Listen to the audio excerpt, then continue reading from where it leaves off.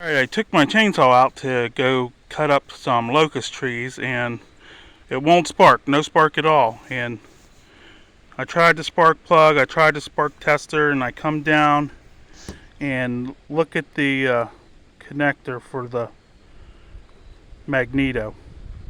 I need to clean that all up, put a new connector on there, and I think my saw's fixed.